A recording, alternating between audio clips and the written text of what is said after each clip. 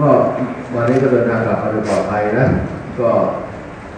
ทุกอย่างเป็นเรื่องความเรียบร้อยนะครับสิ่งใดก็ตามที่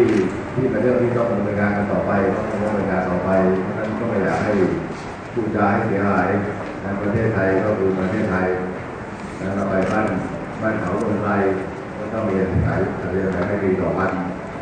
นะนี่จะเป็นเกียรติเสียหายครับก็ที่พูดที่อยากจะขอบคุณคนไทยนะครับที่ติดตามการทำงานของรัฐบาลของผมในการเดินทางไปการที่ถือว่าเป็นพบปะที่ประเทศที่มีความยาวนาน